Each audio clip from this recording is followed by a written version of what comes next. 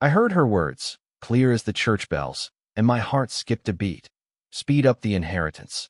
I'm putting my plans in motion, I whispered to myself as I clutched the folded program in my hands, feeling the weight of both grief and suspicion pressing down like the heavy velvet curtains draped across the front pews. The room smelled faintly of lilies and polished wood, a mix that should have been comforting, but right now it only heightened the tension crawling along my spine. Guests murmured quietly to one another, exchanging condolences with gentle pats on the shoulder, but every soft laugh and half-smile seemed to mask a hidden agenda, a secret motive just below the surface. My son stood beside me, his face carefully composed, but his eyes darted occasionally toward his wife, and I noticed the subtle tightening of her jaw, the slight narrowing of her gaze as she scanned the crowd, measuring, calculating. The minister's voice droned over the familiar prayers, words meant to soothe, yet I could barely focus on the cadence. Instead, I traced her movements like a hawk, noting how she lingered near the family lawyer, how she kept a careful grip on the handkerchief in her purse, and how, despite the solemnity, her mind seemed already elsewhere. Every detail became a piece of a puzzle I didn't yet fully understand, yet couldn't ignore. The floral arrangements, the polished oak pews, the soft hum of conversation, all blended into a backdrop for a scene that felt eerily like a performance, each actor playing a part while I tried to decipher the script hidden in her smile. I remembered the way she had hugged my son earlier, her arms just long enough to appear affectionate, yet fleeting enough to leave no warmth behind, and I felt a shiver of unease. The service moved forward, the words about legacy and remembrance floating over the gathered crowd, but I couldn't help but think about what legacy truly meant, and how quickly it could be redirected by the ambitions of someone who saw it as a prize rather than a memory.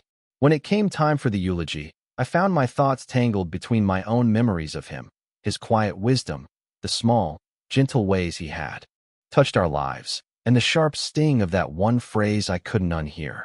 My eyes swept over the room, catching faces that masked curiosity with sympathy, strangers who offered nods and smiles, and relatives who whispered behind cupped hands. Each glance seemed loaded with meaning, each movement a hint of motives not spoken aloud. Even as the organ played softly, I felt the subtle vibrations of tension in the air, the way a single whispered word could tilt the balance of relationships, even on a day meant for mourning.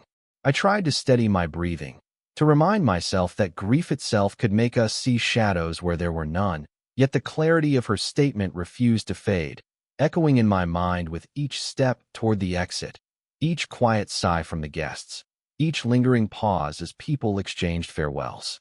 And through it all, I realized that this funeral, meant to honor a life well lived, had become a stage where hidden intentions danced just beneath polite smiles, where every word could carry a weight far greater than the flowers, the hymns, or even the solemn speeches. And I knew that the day's events were only the beginning of a story that would unfold in ways none of us could yet predict. After the service, the crowd thinned, leaving behind the soft rustle of skirts and the faint scent of leftover flowers lingering in the air. I followed my son and daughter-in-law into the living room, a space that had always felt like the heart of our home, but today it seemed smaller, charged with unspoken tension. She smiled politely at me, a careful, measured smile that didn't reach her eyes, and I felt an uncomfortable prickle of suspicion. As she poured herself a cup of tea, I noticed the way her fingers lingered on the edge of the table, tapping lightly, almost imperceptibly, as if counting or calculating. My son tried to maintain a casual conversation about memories of his father, but I could sense the subtle shift in tone, the way her responses were just slightly off, polite but distant, masking something beneath. I took a seat nearby, sifting through the condolence cards that had been laid out on the coffee table, trying to anchor myself in the normalcy of tradition, yet my mind kept returning to that one phrase I had overheard. I started quietly observing her, noting how she occasionally glanced at the desk where my late husband had kept important documents, and how her eyes lit up momentarily when she thought no one was watching, like a spark of anticipation that didn't belong in a room meant for mourning. I recalled old conversations with my husband, his gentle warnings about people who saw opportunities in grief rather than sorrow, and a sense of resolve began to grow inside me. I knew that I couldn't simply let events unfold without attention. I needed to be vigilant, to pay attention to the subtle clues that might reveal intentions hidden behind polite smiles and well-practiced gestures. As the afternoon sun filtered through the curtains, casting long shadows across the room, I noticed her pulling out her phone under the pretense of checking messages. But the way she typed quickly, her thumbs moving with purpose, suggested more than idle communication. My thoughts raced as I considered the possible scenarios, the ways in which a young woman, newly joined into our family, might seek to assert control over something as intangible yet deeply personal as inheritance. I reminded myself to remain calm, to observe, to gather information quietly without making accusations that could fracture relationships further. The conversation drifted toward lighter topics, memories of family vacations and small anecdotes, but each laugh and nod from her carried the weight of calculation, and I found myself mentally cataloging each gesture, each carefully chosen word. I realized that while outward appearances suggested mourning and respect, there was a quiet tension threading through every interaction, an undercurrent of strategy one needed to understand before any decisions were made. The evening approached, and as the house grew quieter with guests leaving, I resolved to start piecing together a more complete picture, to look at letters, accounts, and any signs of plans she might have set in motion.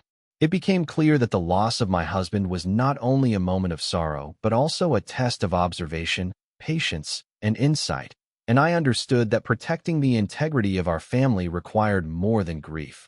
It required clarity, awareness, and the courage to confront what I might find hidden behind polite smiles and measured words.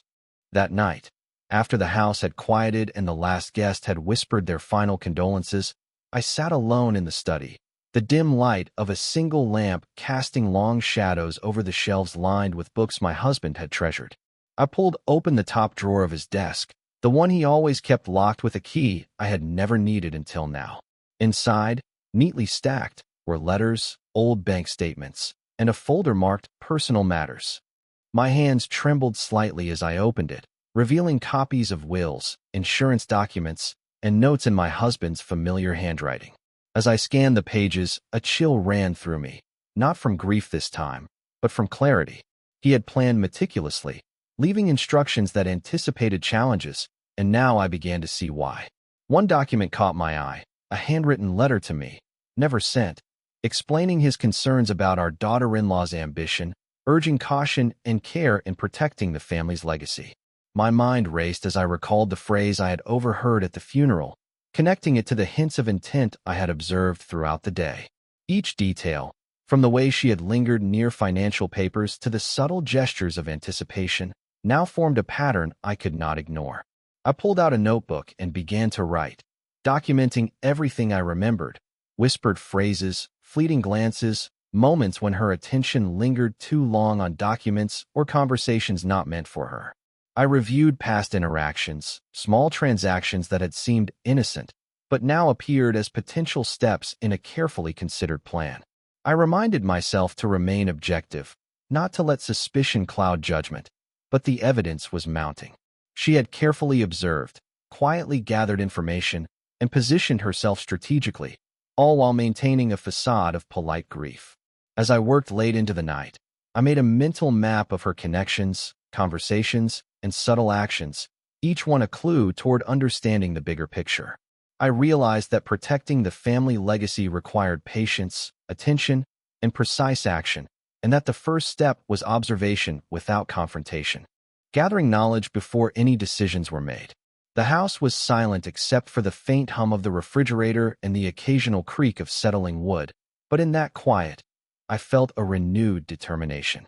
I understood that this was not simply about inheritance, but about safeguarding the values, trust, and respect that had been the foundation of our family. By the time I closed the files and turned off the lamp, a plan had begun to form in my mind, a careful, deliberate approach to uncover the full truth, to understand intentions fully, and to ensure that the family would navigate this delicate situation with integrity and foresight, honoring my husband's memory while preparing for the challenges that lay ahead. The following morning, sunlight streamed through the half-open blinds, casting thin stripes across the living room where the air still carried the faint scent of flowers from yesterday's service. I watched as my daughter-in-law moved with a careful grace, arranging teacups on the table, her smile bright yet precise, calculated in a way that made my chest tighten. My son, seemingly oblivious, chatted casually, recounting stories of his father, laughter punctuating the room like delicate chimes, but I sensed the tension threading through every interaction, the undercurrent of strategy beneath their polite words. I poured myself a cup of coffee, letting the warmth seep into my hands as I observed her subtle movements. How she lingered just long enough near the desk where important papers were kept, the way her eyes briefly met mine before flicking away, the careful modulation of her voice when mentioning the past week's arrangements. I realized that patience would be my ally. I could not act impulsively, but neither could I ignore the signs that had become impossible to dismiss. As the day unfolded, I began a quiet investigation, moving through the house with a calm demeanor while mentally noting patterns, small details, inconsistencies, and moments that suggested premeditated intentions. Each time she spoke, I listened for nuance, for hidden meanings between the lines, cataloging them in my mind with the precision of a careful observer. By mid-afternoon, I had begun cross-referencing documents I had found the night before with statements she had made and casual comments overheard, discovering subtle contradictions that painted a picture far more intricate than I had imagined. I reminded myself to stay composed, to gather evidence and understand motives fully before confronting anyone. Yet with each passing hour the urgency grew, driven by the phrase I could not unhear, echoing in my mind. Speed up the inheritance. I'm putting my plans in motion. Determined not to be caught off guard, I reached for the letters, the bank statements, the notes that outline my husband's intentions, reviewing them meticulously, piecing together a clear map of both the legal and personal landscapes I would need to navigate. By late afternoon, I knew that the confrontation, when it came, would not be a moment of anger but one of clarity and precision, grounded in facts and careful planning. I understood that protecting our family required more than vigilance. It demanded strategic thinking, patience, and the ability to see through charm, politeness, and subtle manipulations. As the sun dipped lower, casting long shadows across the room, I felt a sense of readiness, a steadying confidence that the next steps would be deliberate and measured. I was prepared to observe, to wait, and when the moment arrived, to act with both intelligence and composure, ensuring that truth, fairness, and my husband's carefully laid plans would guide the family through this delicate and challenging chapter. Evening settled over the house, casting a soft golden glow through the windows and stretching shadows across the polished floors, and I could feel the quiet tension building as everyone began to wind down from the day's events. My daughter-in-law moved with the same careful precision, placing napkins just so on the dining table, making sure everything appeared perfectly normal, while my son chatted lightly, unaware of the sharp edge I had begun to sense beneath her smiles. I poured myself a cup of tea and sat at the edge of the room, notebook in hand, reviewing the observations and documents I had meticulously gathered, letters, financial statements, notes from my husband, and the subtle details of yesterday's interactions. I replayed conversations in my mind, recalling moments when she had lingered near important papers, her fingers tracing the edges as if memorizing every detail, when she had smiled with that faint glint of calculation in her eyes. It became clear that the plan she had hinted at during the funeral was unfolding quietly, deliberately, and that the only way to safeguard the family's legacy was to confront it with knowledge and precision rather than emotion. I spent the next hour going through each piece of information, mentally mapping her possible intentions and considering every potential scenario, weighing risks and anticipating responses. When my son left briefly to make a phone call, I seized the moment to address her directly, calmly but firmly, asking questions about recent documents and her intentions, paying careful attention to her reactions. She maintained her composed smile, but subtle tells, a fleeting hesitation, a slight tightening of her grip on the teacup, the quick glance toward the desk, betrayed her inner calculations.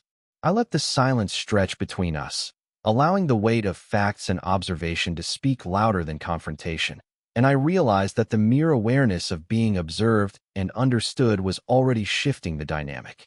By the end of the evening, I had gathered the clarity I needed, understanding not only her possible plans, but also the measures I could take to ensure that the family's assets and values would remain protected.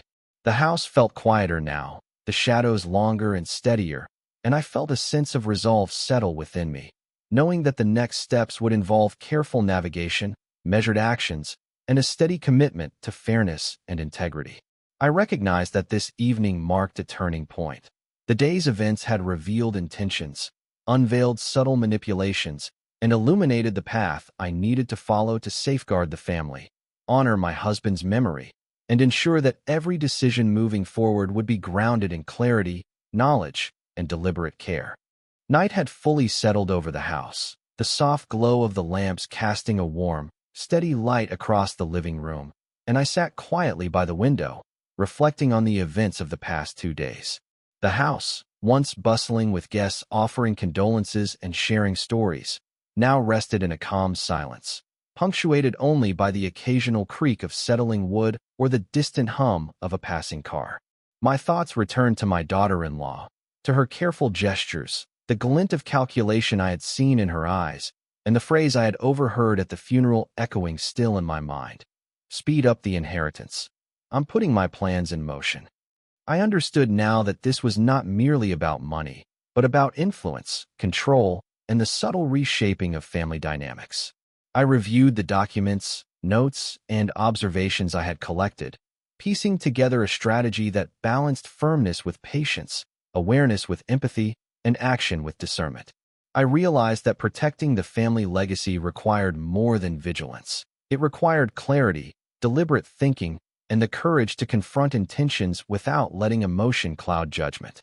I envisioned the conversations to come, how I would address questions calmly, present facts clearly, and maintain composure in the face of subtle manipulation. In that quiet moment, I also reflected on my husband's values, the integrity he had instilled in our family, and the wisdom he had left behind in his letters and instructions. It was a reminder that the true inheritance was not just material, but the principles, trust, and respect that bound us together. I felt a sense of quiet empowerment, knowing that by staying observant, informed, and deliberate, I could guide the family through the complexities of this situation without compromising those values.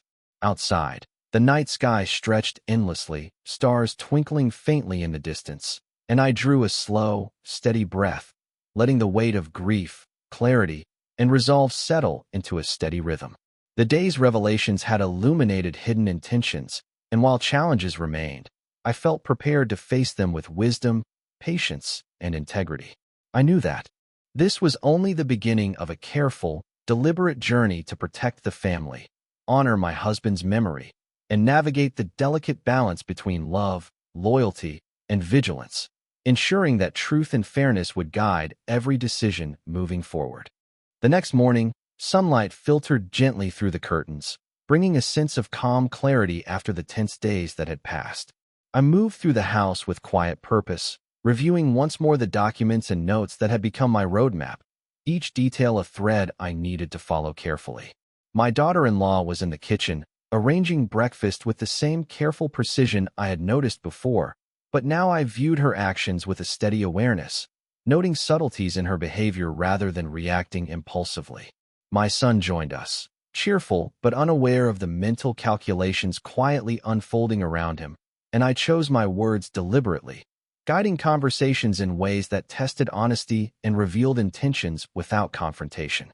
As we spoke, I listened not just to words but to tone, pauses, and gestures, slowly piecing together a more complete understanding of the situation. I began to see that while her ambitions were evident, they were not yet fully acted upon, leaving space for measured intervention. I took mental notes, identifying steps I could take to protect the family's assets and honor my husband's intentions while maintaining the appearance of harmony.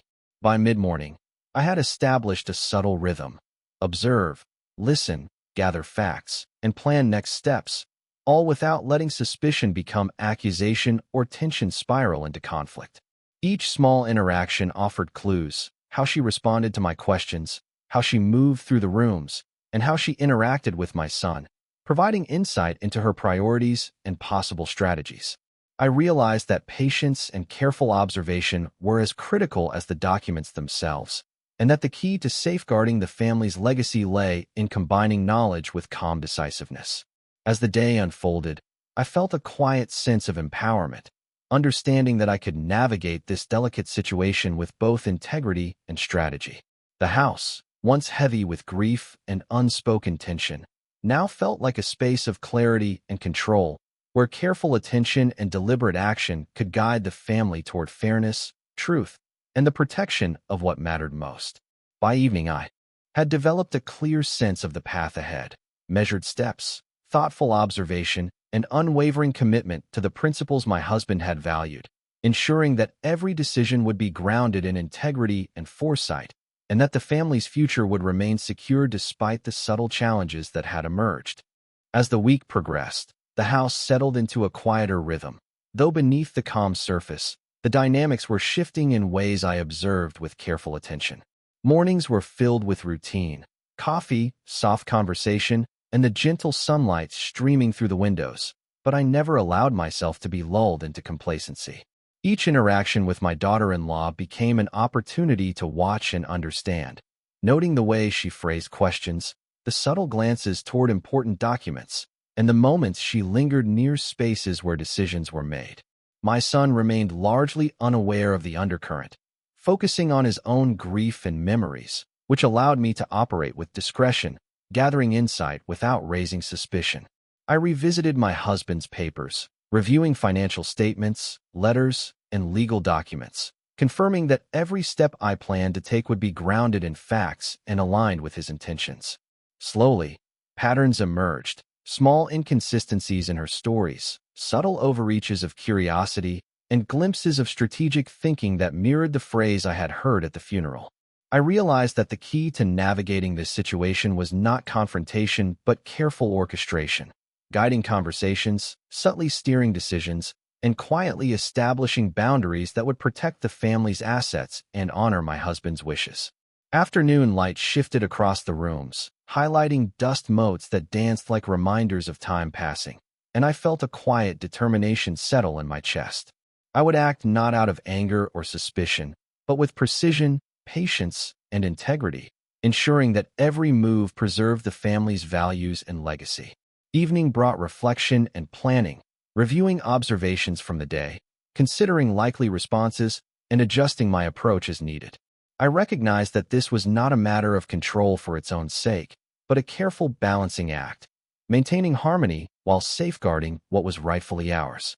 By the time night fell, the house was still and calm, yet I was awake with clarity and purpose, confident that my measured attention, combined with careful preparation, would allow me to navigate the coming challenges, protect the family legacy, and honor the trust and wisdom my husband had left behind, turning a tense and uncertain situation into one guided by foresight, integrity, and deliberate.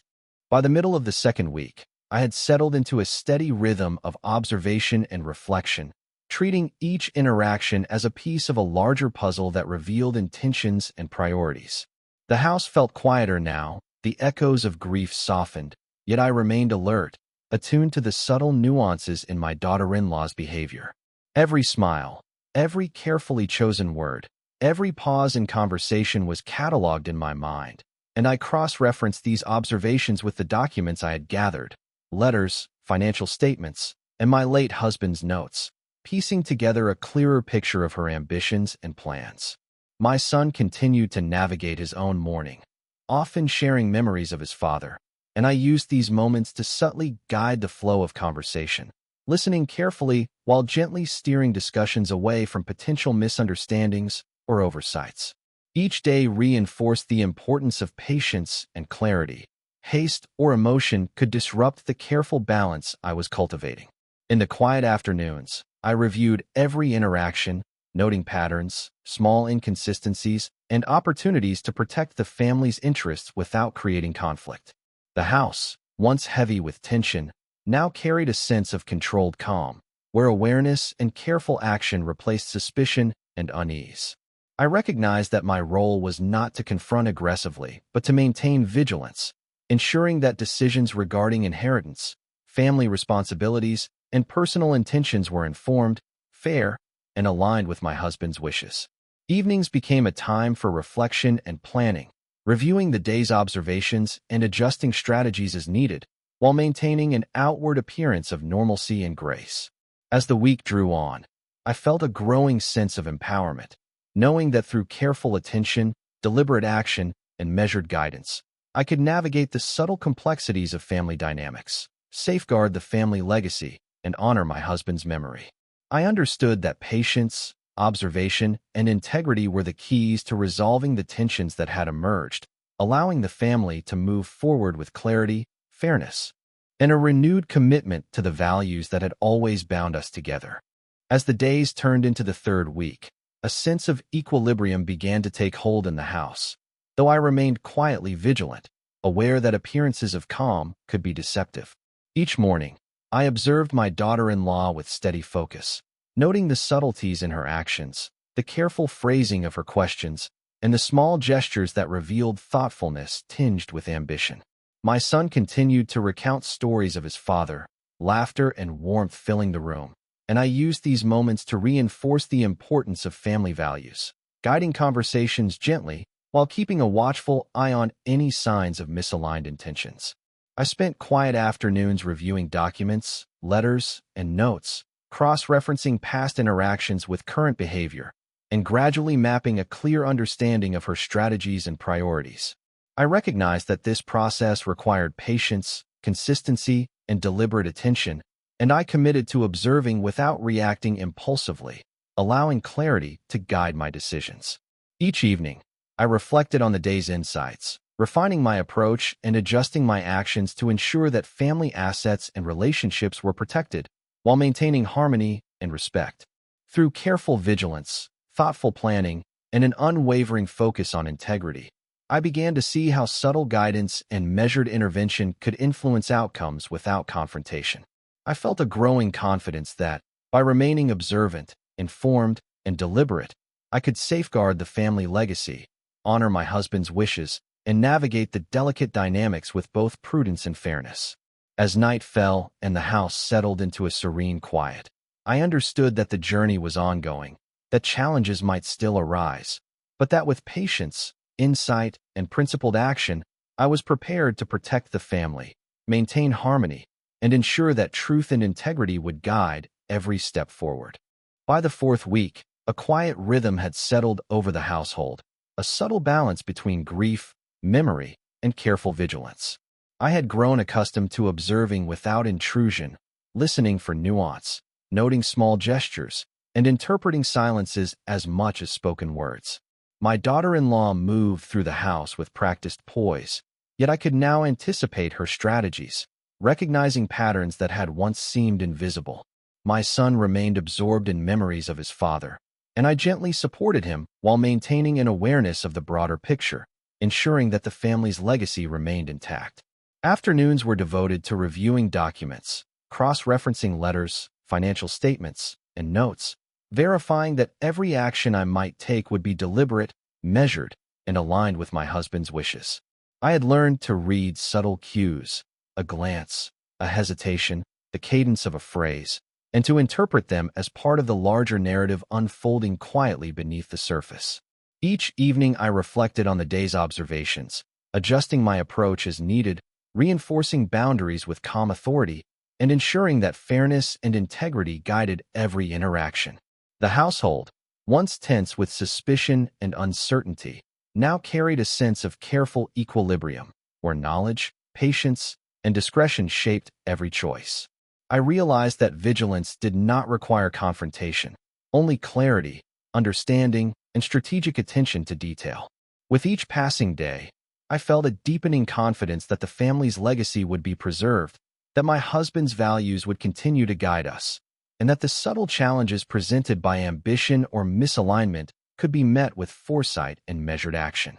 As night fell, I paused by the window, looking out at the quiet street, and felt a sense of calm resolve settle over me, knowing that the careful balance of observation, reflection, and principled action had positioned the family to move forward with integrity, harmony, and an enduring commitment to truth and fairness. By the fifth week, The house had settled into a pattern that felt almost ordinary. Yet beneath the calm, I remained alert, knowing that intentions and subtle ambitions could shift at any moment. Each morning began with quiet observation, watching the interactions between my son and daughter-in-law, noting the careful phrasing of questions, the lingering looks, and the small, telling gestures that revealed priorities and plans. I continued to review my husband's papers, financial records, and letters, reaffirming that every step I took would be grounded in facts and aligned with the principles he had valued throughout his life.